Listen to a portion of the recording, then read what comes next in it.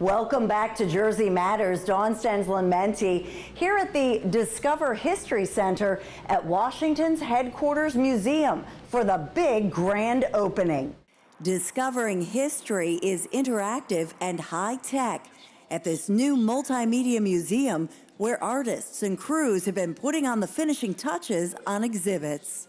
It's been a long time coming, and what we, I think, have here is a museum that really does justice to the Morristown story, that there's so many aspects to it, there's so many things that we couldn't tell before or talk about thoroughly before, and this will allow us to do that, and in new and exciting ways that I think people will really enjoy. Morristown National Historical Park's Washington's headquarters museum is unveiling this new Discovery History Center, which is inside the Ford Mansion, the chosen headquarters of General George Washington during the American Revolutionary War. It took nearly a decade to complete, thanks to donations of $1.8 million from businesses and private citizens. It's free for visitors of all ages to explore life as a soldier. This is a replica hut, and it's the exact size that the original huts were. When the soldiers arrived at Morristown, they had to build their own huts for the winter, and they had to follow precise regulation measurements. Anything that was not the right size or shape had to be torn down, so you didn't want to do it twice. Filling necessaries.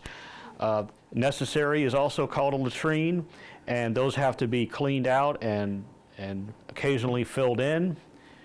Making soap, another activity the soldiers would do. Historian Bert Dunkerley showed my 11-year-old son David just how easy and fun it is to learn about history at this one-of-a-kind museum. Artillery.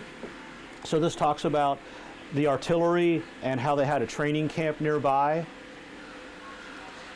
run by Henry Knox. Who was Henry Knox?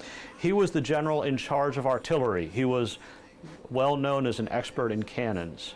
Touchscreen displays like this one put visitors in place of General Washington choosing a mission and making decisions. The Continental money is worthless, and the suppliers refuse to accept it. So we can go out of state, or we can go up the chain of command to General Washington and see if he will issue orders. Visitors get to lift heavy muskets that were carried for miles by soldiers in severe weather. New Jersey is known as the Cockpit of the Revolution. The Continental Army spent more time in New Jersey than anywhere else, with critical battles fought for our freedom. This part of New Jersey, it was so critical to the Revolution. The armies marched through here, camped here, fought here, British and American. The conflict divided the local population. Pretty brutal civil war in many places.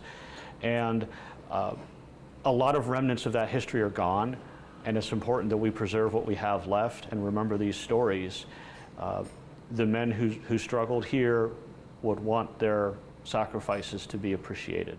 So with the big grand opening this weekend, normally the museum is closed on Mondays, but because of the President's Day holiday and kids off school, yes, the museum is open for President's Day with all kinds of activities, music, and reenactors. Reporting from Morristown, New Jersey for Jersey Matters, Dawn, Stensland, Mendte. Up next, Larry's commentary.